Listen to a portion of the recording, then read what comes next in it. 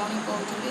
ଆଜି ଖୁଡ଼ୀଙ୍କର ଦେହ ଏମିତି ହେଇଛି, ସୌମ୍ୟ ଯିବାର ଆଜିକୁ 2 ମାସ ପାଖାପାଖି ହେଇଗଲା। ଦେଖନ୍ତୁ ମାଆ ଝୁରି ଝୁରିକି ପୁଅକୁ ନ ଖାଇ ନ ପିଇ କେଉଁ ଅବସ୍ଥାରେ ମାନେ ସେ ପଡ଼ିକି ରହିଛନ୍ତି। ବାଧ୍ୟ ହୋଇକି ଆମେ ତାଙ୍କୁ ମାମୁଁ ମୁଁ ଗୋଟେ ଛୋଟ ଭାଇ ତାଙ୍କୁ ନେଇକି ଆସିଲୁ ମେଡ଼ିକାଲ। ଯେଉଁଟାକି ମାନେ ଯଦି କ୍ରାଇମବ୍ରାଞ୍ଚ ହେଉ କି ପ୍ରଶାସନ ହେଉ ଯଦି ସମସ୍ତେ ଟିକେ ଧ୍ୟାନ ଦିଅନ୍ତେ ନ୍ୟାୟ ପାଇଁକି ଏ ମାଆଟିକୁ, ତାହେଲେ ଭଲ ହୁଅନ୍ତା। କାରଣ ତାଙ୍କ ଅବସ୍ଥା ବହୁତ ଶୋଚନୀୟ। ନ ଖାଇ ନ ପିଇ BP ଲୋ, ମୁଣ୍ଡ ବୁଲେଇ, ଦେହ ହାତ ଏତେ ଯନ୍ତ୍ରଣା ହେଉଛି। ବାଧ୍ୟ ହୋଇକି ଆମେ ତାଙ୍କୁ ନେଇକି ଆସିଲୁ ଆଜି ମେଡ଼ିକାଲ। 2ଟା ସାଲାଇନ୍ ଲାଗି ସାରିଲାଣି। ଯେଉଁ କ'ଣ କହିବି, ଝିଅ ଯାଇଥିଲା, ଏପଟେ ମାନେ ଦେଖିବାକୁ ଗଲେ ପୁଅଟା ବି ଚାଲିଗଲା। ଆଉ ତାଙ୍କର ସାହାରା ଦେଖିବାକୁ ଗଲେ ସାହାରା ଆଉ କେହି ନାହିଁ।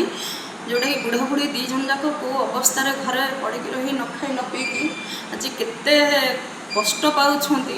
ଆଉ ଯେଉଁମାନେ ଯେଉଁ ଜଲ୍ଲାଦମାନେ ମାରିଥିଲେ, ଯେଉଁମାନେ ଆ ଭିତରେ ସମ୍ପୃକ୍ତ, ସେମାନେ କେତେ ମାନେ ଯେଉଁମାନେ ବି ଆରେଷ୍ଟ ହେଇନାହାନ୍ତି, ଦେଖନ୍ତୁ କେତେ ଖୁଲମଖୁଲା ସେମାନେ ସବୁ ବାହାରେ ବୁଲୁଛନ୍ତି ତାଙ୍କର ନିଜର।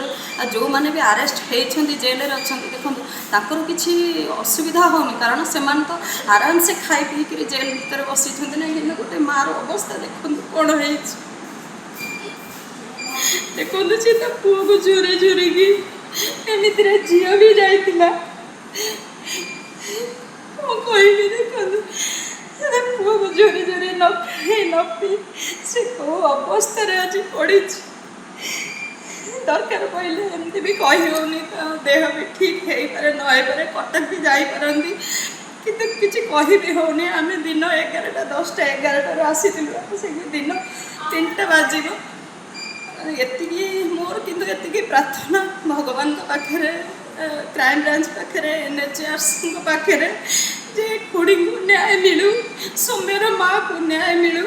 ସେ ବୁଢ଼ାବୁଢ଼ୀ 2 ଜଣ ବହୁତ କଷ୍ଟରେ ଜୀବନ ବିତାଉଛନ୍ତି। ଦେଖନ୍ତୁ ତାଙ୍କ ପାଖରେ କେହି ନାହାନ୍ତି ବୋଲି ଆଜି ସେମାନେ ନ ଖାଇ ନ ପିଇ ଏଇଭଳିଆ ଅବସ୍ଥାରେ ପଡ଼ିଛନ୍ତି। ଆଉ କ'ଣ କହିବି, କିନ୍ତୁ ଏତିକି ପ୍ରାର୍ଥନା ଯେ ଆପଣମାନେ ଜଲ୍ଦି ନ୍ୟାୟ ଦେଲେ ଟିକେ ଭଲ ହୁଅନ୍ତା।